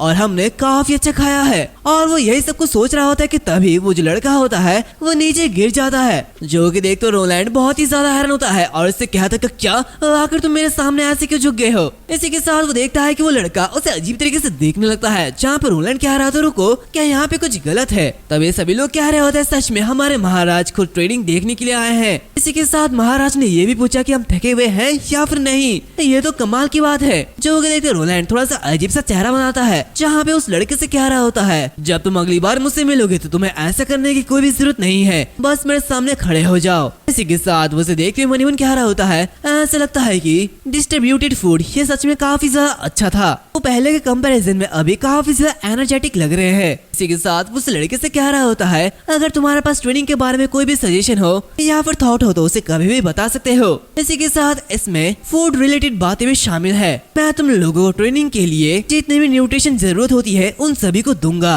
तभी वो लड़का कह रहा होता है महाराज मुझे लगता है कि सिविलियन ट्रूप्स में हम बहुत ही ज्यादा कम है, अभी हमारे पास जो ट्रेनिंग है उससे जब डिमोनिक बीस्ट हम पर अटैक करेंगे तो हम दीवार में सिर्फ 1/3 हिस्से को ही गार्ड कर पाएंगे। और एक पर्सन कह रहा होता है हाँ ये सच है, हम काफी नहीं है, महाराज को मेन स्ट्रेंथ बनने के लिए दूसरे सिटीज से सोल्जर को रिक्रूट करना पड़ेगा। तभी रोलैंड उन लोगों को रोकते हुए उस लड़के से कह रहा होता है बताओ तुम्हारा नाम क्या है। जो कि सुनते हुए लड़का बहुत ही ज्यादा हैरान होता है और कहता है मेरा नाम वैन है। तो उसे देखते हुए रोलैंड उससे कह रहा होता है वैन तुम्हारे ऑब्जर्वेशन स्किल बहुत ही ज्यादा शार्प है, वैसे हाँ एक सिविलियन ट्रूप्स अकेले ही पूरे के पूरे वॉल को डिफेंड नहीं कर सकती है और ये अनरियलिस्टिक है। हालांकि ये जो इविल बीस्ट है ये बस वाइल्ड बीस्ट की वैरायटी है, उनके पास ह्यूमन की तरह खेलने की और सोचने की एबिलिटी नहीं है और आयरन एक्स ने पहले ही ये सब कुछ साबित कर दिया है। इसी के साथ हम देखते हैं कि आयरन एक्स कह रहा होता है महाराज नॉर्मल डिमोनिक बीस्ट ये वाइल्ड बीस्ट से अलग नहीं है। इसी के साथ उनकी आदतें और कैरेक्टरिस्टिक भी एक ही जैसी है, लेकिन मैंने कई डिमोनिक हाइब्रिड को नहीं देखा है इसलिए मैं श्योर नहीं हूँ। तो उसकी बातें सुनते हुए रोलैंड उससे कह रहा होता ठीक है रेड वाटर रिवर से नॉर्थ स्लोप माउंटेन की फुट ये 600 मीटर्स है जहाँ पे हम फैंचेस अर्थ स्लोप और गटर जैसी चीजें सेट कर सकते हैं और इसीलिए ब्रेनलेस एनिमल्स नेचुरली अपने आसपास भागने और कुछ सर्टेन प्लेस पर इकट्ठा होने के लिए मजबूर हो जाएंगे जहाँ हम उनका इंतजार कर रहे होंगे। तो उसकी बातें सुनते हुए आयरन एक्स उससे कह रहा होता है लेकिन महाराज क्या ये कुछ ज्यादा है भयानक नहीं होगा, आखिरकार हमारी रक्षा सिर्फ भालों और तीरों पर ही डिपेंड करती है और मुझे डर है कि हम लंबे टाइम तक नहीं टिक पाएंगे। तो उसकी बातें सुनते हुए रोलैंड हंसते हुए कह रहा होता है, स्पीयर्स और एरो के साथ ये बात तो सच है, लेकिन अब हमारे पास एक ग्रेट नया वेपन है जो कि पूरी तरीके से फुली इक्विप्ड ट्रूप्स के लिए बहुत ही ज्यादा रिलायबल है। उसकी बातें सुनते हुए सभी लोग कह रहे होते कि क्या एक नया वेपन, और इसी के कुछ समय बाद हमें टेस्टिंग फील्ड का सीन दिखाया जाता है जहाँ पे हम देखते हैं कि एक बड़ा सा धमाका होता है जो कि देखते हुए सभी लोग बहुत ही ज्यादा हैरान होते हैं। जहाँ पर रोलैंड कह रहा होता है फाइनली ये सक्सेस हो चुका है। तो कार्टर कह रहा होता है महाराज क्या ये वही पाउडर है? तो आयरन एक्स कह रहा होता है ये तो बिल्कुल हेवन से आया हुआ थंडर ऑफ गॉड की गरगराहट है। तो रोलैंड कार्टर को आगे ले जाते हुए कह रहा होता है चलो आगे जाके इसके रिजल्ट को देखते हैं। इसी के साथ वो आगे बढ़ते हुए मजमून कह रहा होता है एक बार जब कोई ये जान लेता है कि 1:1.5:7.5 सल्फर, चारकोल और नाइट्र का सबसे अच्छा कॉम्बिनेशन है तो वो इस चीज को प्रोड्यूस कर सकता है, जहाँ पे कॉम्बिनेशन को कई प्लेसेस से फेच किया जा सकता है और फॉर्मूला में कोई भी टेक्निक की लिमिट नहीं है। जहाँ पे ये पाउडर सच में इसेकाई प्रोटैगनिस्ट का बेस्ट फ्रेंड है। इसी के साथ वो उसी धमाके वाले जगह के पास जाते हैं। जिस जगह को देखते हुए सभी लोग बहुत ही ज्यादा हैरान हो रहे होते हैं, जहाँ पे वो आयरन एक्स कह रहा होता है महाराज अगर हमारी सिविलियन ट्रूप्स इस तरीके की वेपन को यूज करती है तो बॉर्डर टाउन को किसी भी थ्रेट से घबराने की कोई भी जरूरत नहीं होगी। तो क्या बड़ी मात्रा में इसको प्रोड्यूस किया जा सकता है? तो उसकी बातें सुनते हुए रोलैंड कह रहा होता है ये पॉसिबल नहीं है। जब मंथ ऑफ द डीमंस आएगा तो हमारे पास ये ज्यादा से ज्यादा 20 से 30 होंगे, लेकिन इसे स्पीयर और एरो के साथ कॉम्बाइन करना यह हमारे लिए एक ट्रम्प कार्ड होगा। इसी के साथ सीन चेंज होता है। हम नाइटिंगेल को देखते हैं जो कि मनी मन कह रही होती है मेरे व्यू पॉइंट से मेरे इस वर्ल्ड में सिर्फ 2 ही कलर बचे हुए हैं, ब्लैक और व्हाइट। हालांकि इसे समझाना बहुत ही ज्यादा मुश्किल है, फिर भी ये मुझे लाइफ की नॉर्मल चीजों से रिस्ट्रेन होने की इजाजत नहीं देता है। मैं फ्रीली आसपास अच्छे से घूम सकती हूँ और एक बार जब मैं उस जगह को थोड़ा सा बदल देती हूँ जहाँ पे मैं देख रही हूँ तो मुझे ऐसे इंप्रेस मिलते हैं जो रियल वर्ल्ड में कभी मौजूद नहीं होंगे। और इस मिस्ट में ऊपर और नीचे, आगे और पीछे एक फिक्स्ड कॉन्सेप्ट नहीं है, वो आपस में इंटरचेंज करती रहती है और कभी कभी ओवरलैप भी करती है। और इन एंडलेसली शिफ्टिंग लाइंस को फॉलो करते हुए मैं तैर सकती हूँ और मैटेरियल ऑब्जेक्ट के पार भी चल सकती हूँ। ऑफ कोर्स मैं कभी कभी इस दुनिया में ब्लैक और व्हाइट के अलावा दूसरे कलर्स भी देख सकती हूँ, विच इज जो कि मैजिक का पॉलीमेराइजेशन है, और मैं उनकी बॉडी के अंदर उनके पावर के फ्लो और फेडिंग होते हुए देख सकती हूँ। ये कहते हुए वो आगे बढ़ती है और इनविजिबल होते हुए एना के पास जा रही होती है, जहाँ पे वो एना के अंदर उसी डॉट को देखते हुए कह रही होती है और वो कलर का सिर्फ डॉट है जो किसी मिस्ट में एग्जिस्ट करती है। इसी के साथ एना के कलर ये स्ट्रॉन्ग और रिच है। तभी एना उसे देखते हुए कह रही होती है नाइटिंगेल क्या ये तुम हो? तो उसकी ये बातें सुनते हुए नाइटिंगेल काफी ज्यादा हैरान होती है और उसके सामने अपने आप को अपीयर करती है, जहाँ पे एना उसे कह रही होती है तो ये तुम थे, तुमने पहले जो यूज किया क्या वो तुम्हारी पावर थी? तो उसकी बातें सुनते हुए वो उसे कह रही होती है क्या तुमने अपना ट्रेनिंग पूरा कर लिया है? मैं फिश केक लेके आई हूँ तो क्या तुम इसे चाहती हो? तो उसे देखते हुए एना काफी ज्यादा खुश होती है और कह रही होती है हाँ बिल्कुल मैं इसे चाहती हूँ। तो नाइटिंगेल से कह रही होती फिर जाओ और अपना हाथ धो के आओ। तो वो उससे कह रही होती नहीं मुझे इसकी कोई भी जरूरत नहीं है। ये सुनते हुए नाइटिंगेल मनीवन कह रही होती है एक ऐसी विच जो कि एसोसिएशन में फायर को कंट्रोल कर सकती है, लेकिन उसका एना से कोई भी मुकाबला नहीं है, ये बहुत ही ज्यादा पावरफुल है। हालांकि किसी का मैजिक जितना ज्यादा पावरफुल होता है उसका काउंटर इफेक्ट उतना ही ज्यादा ग्रेट होता है, और जब डिमोनिक टॉर्चरिंग शुरू होगी तो इसे बहुत ही ज्यादा दर्द सहना पड़ेगा। इसी के साथ वो उससे कह रही होती है एना क्या तुम सचमुच यहीं पर ही रहना चाहती हो? एसोसिएशन में बहुत सारे सिस्टर्स है जो कि तुम्हारी अच्छी से देखभाल करेगी और यहाँ पर तुम सिर्फ इस महल के अंदर ही रह सकते हो। क्या तुम यहाँ पे बोर नहीं हो रहे हो? हालांकि हमारे पास बहुत सारा खाना या सामान नहीं है और हम एक ही टारगेट शेयर करने वाले एक फैमिली है, लेकिन तुम जैसी लड़की के पास ऐसी पावर है उसका बहुत ही अच्छे से वेलकम किया जाएगा और मुझे डर है कि अगर तुम यहाँ पे रहोगी तो इस सर्दी में तुम सरवाइव नहीं कर पाओगी। तो उसकी बातें सुनते हुए वो उससे कह रही होती है एसोसिएशन में ज्वाइन होने से पहले आखिर तुम कहाँ पे रहते थे? तो नाइटिंगेल उससे कह रही होती है ईस्ट की ओर मैं एक बिग सिटी में रहती थी जो कि कैपिटल से बहुत ही ज्यादा दूर था। तो उसकी बातें सुनते हुए वो उससे कह रही होती है क्या तब तुम वहाँ पे खुश थी? उसकी बातें सुनते हुए नाइटिंगेल अपनी पहले की बातें याद करती है, यहाँ पे वो बस एक कैदी थी। ये सब याद करते हुए वो घबराने लगती है और उससे कह रही होती है आखिर तुम ये सब कुछ क्यों पूछ रहे हो? तो वो उससे कह रही होती है मैं बॉर्डर टाउन के ओल्ड डिस्ट्रिक्ट में रहती थी, जहाँ मेरे फादर ने 25 गोल्ड रॉयल्स के लिए मुझे चर्च को भेज दिया। लेकिन महाराज ने मुझे उस पिंजरे से बाहर निकाला और मैं यहाँ पर रह के बहुत ही ज्यादा खुश हूँ। तो उसे ऐसा कहते हुए देख नाइटिंगेल उससे कह रही होती है, लेकिन तुम इस महल से बाहर नहीं निकल सकते हो। रोनाल्ड विंबलडन को छोड़कर हर कोई विच से नफरत करता है। तो वो उससे कह रही होती है, मुझे सच में इससे कोई भी दिक्कत नहीं है। इसके अलावा उन्होंने ये कहा है कि वो जल्दी ही इसे बदल देंगे। और वैसे आपको कहाँ पे रहकर ज्यादा अच्छा लगता है, द विच कारपोरेशन एसोसिएशन या फिर यहाँ पे? और अगर तुम जिस हॉली माउंटेन को हमेशा से चाहते हो वो तुम्हारे लिए एक पीसफुल होम है, तो मुझे लगता है कि मुझे अपना हॉली माउंटेन मिल गया है। तो उसे ऐसा कहते हुए देख नाइटिंगेल जोर से चिल्लाती है कि तभी वहाँ पे नाना आ जाती है और रोते हुए एना को गले लगा लेती है, जहाँ पे वो रोते हुए कह रही होती है, आखिर मुझे क्या करना चाहिए बड़ी बहन? सीन चेंज होता है, हम रोलैंड को देखते हैं जो कि नींद में होता है और वो नींद में अजीब अजीब बातें करता है। मेड आउटफिट ये तो बहुत ही ज्यादा अच्छी है, ये कहते हुए वो बहुत ही ज्यादा खुश हो रहा होता है कि तभी वहाँ पे नाइटिंगेल आ जाती है और उसे खींचते हुए कह रही होती है, क्या तुम अभी भी सोए हो? नाना के डैडी यहाँ पे आ चुके हैं और वो जानते हैं कि नाना अब एक विच है, तो आखिर तुम क्या कर रहे हो? तो उसकी बातें सुनते हुए रोलैंड बहुत ही ज्यादा हैरान होता है और कहते कि क्या उसका सीक्रेट एक्सपोज हो चुका है। इसी के साथ वो कपड़े पहनते हुए बाहर निकलता है और मनी मन कह रहा होता है, ये नाना यहाँ तक कि उसके पूरे फैमिली को शामिल करने का एक मौका हो सकता है। और ये जानने के बाद कि उसकी बेटी एक विच है, तो आखिर नोबल तीगुई पाइन आखिर क्या करेगा? क्या वह शांत होकर मुझसे सच छुपाने के लिए भीख मांगेगा या फिर इस कॉम्प्लिकेटेड मैटर को सेटल करने के लिए कहेगा? इसी के साथ वो दरवाजा खोलता है, जहाँ पे नाना के डैड उससे कह रहे होते हैं,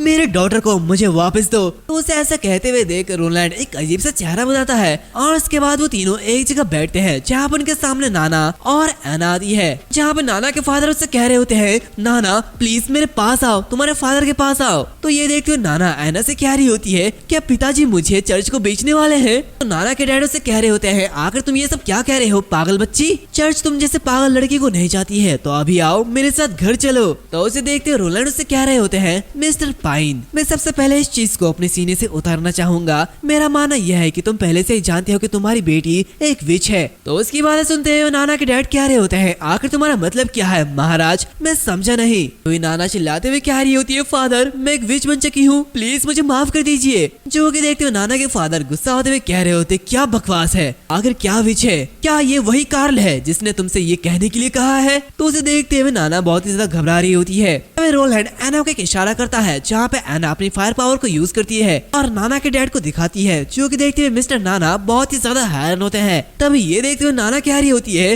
बिग सिस्टर एना प्लीज ऐसा मत करिए। दूसरी तरफ एना के फादर ये सब देखते हुए बहुत ही ज्यादा हैरान होते हैं, जहाँ पे वो कह रहे होते हैं, महाराज आखिर ये चीज क्या है? तभी रोलैंड कह रहा होता है, मुझे लगता है कि हमारे बीच कोई गलतफहमी हुई है, क्या अब हमारे बीच एक रियल बातचीत होगी? इसी के साथ उसे सारी बातें बता देता है, जहाँ पे उसकी बातें सुनते हुए नाना के फादर कह रहे होते हैं, अच्छा अब मैं सब कुछ समझ गया हूँ, नाना आपके महल में सिर्फ उन्हें मैजिक पावर को ट्रेन करने के लिए आ रही थी। तो रोलैंड कह रहा होता है, हाँ मिस्टर पाइन। इसी के साथ वो मनीमन कह रहा होता है, क्या मैं ऐसा दिखता हूँ जो कि ऐसे छोटी लड़कियों पर अपना हाथ रखेगा? तो आखिर इन्होंने मुझे क्या समझ लिया है? इसी के साथ वो उससे कह रहा होता है, नाना के पास घायल लोगों के इलाज करने की एबिलिटी है, जो कि बहुत ही ज्यादा कीमती है, और मैं चाहता हूँ कि वो डीमन के उसी मंथ में बॉर्डर टाउन में रहे और लोगों की मदद करे। तो नाना के डैड से कह रहे होते हैं, महाराज मुझे माफ कर दीजिए, लेकिन मेरे पास इनकार करने के अलावा और कोई चॉइस नहीं है। जब वो डीमन मंथ आएगा तो ये जगह बहुत ही ज्यादा खतरनाक हो जाएगी और मैं कभी भी उसे खतरे में रहने नहीं दूंगा। तो रोलैंड उससे कह रहा होता है, मिस्टर पाइन खतरा तो अभी भी है और अपॉर्चुनिटी खतरे के साथ आता है, और मेरी जानकारी के अकॉर्डिंग आपके पिता एक बहुत ही ज्यादा बहादुर नाइट थे। जो टाइटल आपको उनसे विरासत में मिली वो बैटल में उनके हीरोइक डीड्स की वजह से थी। उसकी बातें सुनते हुए नाना के डैड हंसते हुए कह रहे होते हैं, हाँ सच में उस समय मेरे डैड ने एक इनक्रेडिबल इविल बीस्ट का सामना करने के लिए एक ट्रूप्स को लीड किया था और उसका बचाव किया था, और अब भी मेरे घर में उस लड़ाई का रिवॉर्ड लटका हुआ है, जो कि एक डिमोनिक बीस्ट का एक बड़ा सा हॉर्न है। तो रोलैंड उससे कह रहा होता है, क्या तुमने अपने डैड की विरासत को पीछे नहीं छोड़ा? आमतौर पर नोबल्स लोग कभी भी आपकी तरह कपड़े नहीं पहनेंगे, इसके अलावा आपके हाथ ये कैलस से भरी हुई है मिस्टर पाइन, लेकिन हाल ही के सालों में हैं ड्यूक रियान के सेपरेशन के अंदर। पाइन फैमिली को अपनी पिछली ग्लोरी को रिक्लेम करने में बहुत ही ज्यादा मुश्किल हो रही है। उसके बाद सुनते हुए नाना के फादर कह रहे होते हैं, हाँ तुम तो सच कह रहे हो। तो रोलैंड उससे कह रहा होता है, तुम दूसरे नोबल्स की तरह नहीं दिखते हो जो कि हर दिन आलसी बरतते रहते हैं, लेकिन इसकी वजह तुम अभी भी एक नाइट की शक्ति को जारी रख रहे हो और इसी के साथ तुम हर दिन रोज स्वॉर्डमैनशिप का हार्ड ट्रेनिंग कर रहे हो, है ना। उसकी बातें सुनते हुए नाना के फादर बहुत ही ज्यादा हैरान होते हैं। रोलैंड उससे कह रहा होता है, अगर तुम बॉर्डर टाउन पर रहना एक्सेप्ट करते हो तो डिमोनिक बीस्ट को पीछे हटाने और इस बैटल में एक अच्छा परफॉर्मेंस करने में हमारी मदद करो। मैं तुम्हें एक डिस्काउंट के लिए रिवॉर्ड के तौर पे एक सूटेबल लैंड दूंगा। तो उसकी बातें सुनते हुए नाना के फादर उससे कह रहे होते हैं, महाराज मैं समझ सकता हूँ, मुझे बस इस बात की चिंता है कि मैं नाना को लॉन्ग सॉन्ग स्ट्रॉन्ग होल्ड में वापस नहीं भेज पाऊंगा और यहाँ तक कि अब तक कभी भी किसी ने डिमोनिक बीस्ट को हरा नहीं पाया है और मैं नहीं चाहता कि अगर हम लड़ाई हार जाए तो मेरी बेटी मर जाए। तो उसकी बातें सुनते हुए रोलैंड उससे कह रहा होता है, mister pine, long song strong hold ये कोई बॉर्डर टाउन नहीं है। उस जगह में चर्च के डिसाइपल और जासूस भरे हुए हैं और अगर नाना का राज पता चल गया तो मैं भी उसे बचा नहीं पाऊंगा, लेकिन ऑफ कोर्स मैं इसके लिए एक बोट तैयार करूंगा। अगर हम लोग सच में फेल हो जाए तो सबसे पहले एना और नाना को सुरक्षित बाहर निकाल दूंगा, जहाँ पे वो दोनों सुरक्षित रहेंगे। तो उसकी बातें सुनते हुए नाना के फादर थोड़ा सा हैरान रहते हैं, जहाँ पे वो उससे कह रहे होते तो फिर ठीक है मैं तुम पर भरोसा करूंगा। इसी के साथ वो उठते हुए उसके सामने झुक जाते हैं, जहाँ पे वो उससे कह रहे होते हैं, तो फिर ठीक है मैं आपकी तरफ से फाइट करने के लिए तैयार हूँ। उसकी बातें सुनते हुए वो सभी काफी ज्यादा खुश होते हैं। तभी एना से कह रही होती है, हमें भेज देना, आखिर तुम ऐसा क्यों कर रहे हो, मैं तुम्हें छोड़कर कहीं नहीं जा रही हूँ। और इसी के कुछ समय बाद हमें गवर्नमेंट अफेयर ऑफिस का सीन दिखाया जाता है, जहाँ पे हम बैरोफ को देखते हैं जो कि रोलैंड के सामने आता है और कह रहा होता है, महाराज आप न सिर्फ सिविलियन ट्रूप्स को ट्रेन कर रहे हैं बल्कि वेपन्स भी बना रहे हैं और हमारे पास और ट्रेड डील से सिर्फ आधी कैपिटल बची हुई है और अगर ऐसे चलता रहा तो हम इस डीमन मंथ के अंत तक टिक नहीं पाएंगे, तो हमें क्या करना चाहिए। तो उसकी बातें सुनते हुए वो उससे कह रहा होता है, मैं तुम्हारी बातें समझ चुका हूँ, मेरे कॉफर से सब कुछ ले लो। तो उसकी बातें सुनते हुए बैरोफ कह रहा होता है, मैं समझ सकता हूँ महाराज, लेकिन तो वो उससे कह रहा होता, चिंता मत करो, अगर हम बॉर्डर टाउन की रक्षा करने में फेल हो जाए तो मैं जाने वाला पहला पर्सन होऊंगा, बस जाओ और अपना बिजनेस देखो। इसी के साथ वो वहाँ से जाने के लिए कहता है, जहाँ पे वो थकते हुए मनीमन कह रहा होता है, ऐसा लग रहा है जैसे मेरा वॉलेट ये खाली हो रहा है, यहाँ तक कि अब मुझे अपनी प्राइवेट सेविंग भी यूज करनी होगी और अगर ये डिफेंस बॉर्डर कोलैप्स हो जाती है तो मेरे पास सच में पीछे हटने के अलावा और कोई रास्ता नहीं होगा। तभी नाइटिंगेल से कह रही होती है, क्या तुमने ऐसा झूठ नहीं बोला, तुम कभी भी इस बॉर्डर टाउन को छोड़ने का प्लान नहीं बना रहे हो, है ना। और इसी के साथ हम देखते हैं कि वो ठीक उसके सामने होती है, जिसे देखते हुए रोलैंड थोड़ा सा शर्माने लगता है, जहाँ पे वो उससे कह रहा होता है, ये लाइफ पहले से ही बहुत ज्यादा हार्ड हो चुका है और कुछ चीजों को देखा नहीं जा सकता है। तो वो उससे कह रही होती है, मुझे नहीं पता कि तुम क्या बकवास कर रहे हो, लेकिन अगर एक प्रिंस का लाइफ इतनी ज्यादा हार्ड है तो फिर हमारे जैसे लोगों का लाइफ ये कितना ज्यादा हार्ड होगा।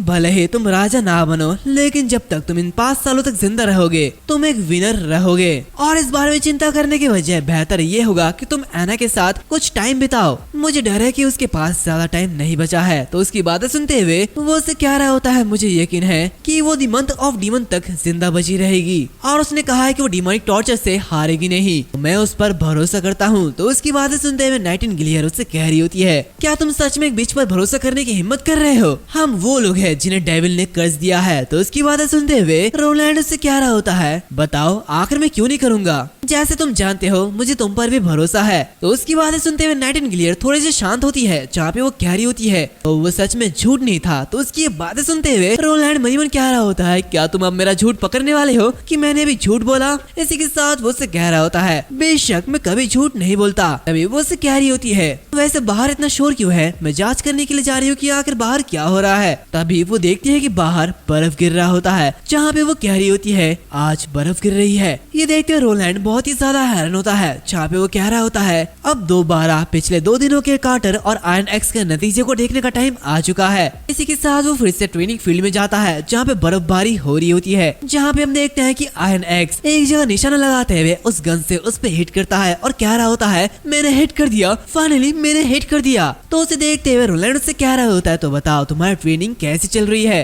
जो कि देखते हुए आयरन एक्स खुश होते हुए कह रहा होता है, महाराज आपने हमें जो भी बताया है मैंने हर पॉइंट को समझ लिया है और ये काफी अच्छा जा रहा है। तो उसकी ये बातें सुनते हुए रोलैंड मनी मन कह रहा होता है ये सच में एक वॉरियर है और ये काफी इजीली कोई भी वेपन सीख सकता है। इसी के साथ हम देखते हैं कि आयरन एक्स कह रहा होता है हालांकि महाराजा आपके जरिए मुझे दिया गया गॉड्स का ये लोहे का पाइप ये सच में बहुत ही ज्यादा पावरफुल है और अगर ये चीजें मेरे पास उस टाइम होती तो मैं उन डिमोनिक हाइब्रिड के अगेंस्ट इतनी बुरी तरीके से मार नहीं खाता। इसी के साथ वो रोलैंड के सामने झुक जाता है और उसे कह रहा होता है प्लीज मुझे ऐसी पावर दीजिए, मैं आयरन एक्स आपको डिसअपॉइंट नहीं करूंगा। उसे देखते हुए रोलैंड उसे कह रहा होता ठीक है तो मैं इस तरीके से मेरी चापलूसी करने की कोई भी जरूरत नहीं है। इसी के साथ वो कार्टर से कह रहा होता है अब कार्टर क्या तुमने बेसिक में मास्टर कर लिया है? तो कार्टर कह रहा होता है महाराज मैं सब कुछ समझ चुका हूँ कि आखिर इसका यूज कैसे करना है, लेकिन इसका प्रोडक्शन वॉल्यूम। तो इसकी बातें सुनते हुए रोलैंड उन लोगों से कह रहा होता है मुझे पता है कि यहाँ पे मौजूद तुम दोनों के अलावा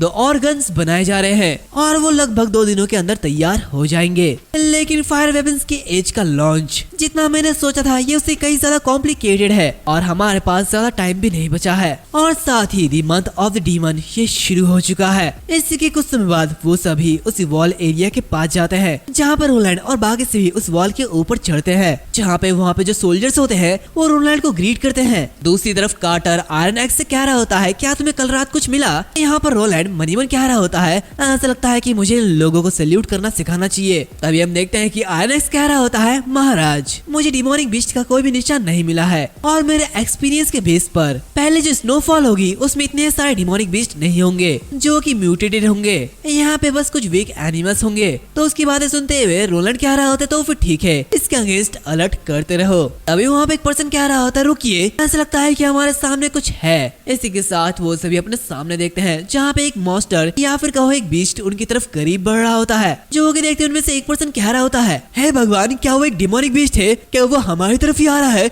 ये तो बहुत ही ज्यादा बुरा हो रहा है। और एक पर्सन कह रहा होता है महाराज क्या अभी हमें अलर्ट कर देना चाहिए? तो उसकी बातें सुनते हुए रोलैंड कह रहा होता है ट्रेनिंग की तरह ही तुम्हें डिसीजन लेना होगा कि तुम्हें अलर्ट करना है या फिर नहीं और इस मामले में तुम लोगों के पास मुझसे ज्यादा एक्सपीरियंस है। इसी के साथ हम वहाँ पे एक पर्सन को देखते हैं जिसके हाथ कांप रहे होते हैं। यहाँ पर रोलैंड मनी मन कह रहा होता है ऐसा लगता है कि दीवार पर डिसिप्लिन बनाए रखने के लिए इन्हें और भी ज्यादा ट्रेनिंग की जरूरत है और जब तुम डिमोनिक बीस्ट को देखते हो तो तुम्हें सबसे पहले शांत होकर इसे ऑब्जर्व करने की जरूरत है और सिर्फ तभी तुम अपने डिफेंसेस को तेजी से और अकॉर्डिंगली ऑर्गेनाइज कर पाओगे। इसी के साथ हम देखते हैं कि उनके सामने एक वुल्फ होता है जो कि काफी तेजी के साथ उनके करीब बढ़ रहा होता है जहाँ पे दूर से ये सब रोलैंड देख रहा होता है और वो ये देखते हुए कह रहा होता है ऐसा लगता है कि ये एक फॉक्स की ब्राइटी है जो कि देखते हुए आयरन एक्स उस पर निशाना लगाते हुए कह रहा होता है ऐसा लगता है कि ये काफी समय से इन्फेक्टेड नहीं हुआ है तो इससे कोई भी बड़ा खतरा नहीं है, लेकिन ऐसा लगता है कि वो सच में द ब्रीथ ऑफ हेल से इन्फेक्टेड है। इसी के साथ हम देखते हैं कि वो जो बीस्ट होता है वो काफी तेजी से आगे बढ़ने की कोशिश करता है जहाँ पे ये देखते हुए आयरन एक्स कह रहा होता है महाराज सावधान रहिए ये शायद दीवार पर कूदना चाहता है। अभी कार्टर रोलैंड को पीछे हटाते हुए कह रहा होता है महाराज सावधान रहिए। अभी हम देखते हैं कि आयरन एक्स उस मॉन्स्टर पर अटैक कर देता है जहाँ पे वो मॉन्स्टर भी काफी तेजी से छलांग लगाता है और उनके ऊपर अटैक कर देता है। एंड इसी के साथ साथ ये जो एपिसोड है वो यहाँ पर खत्म होता है। उम्मीद है तुम लोगों को ये एपिसोड अच्छा लगा हो।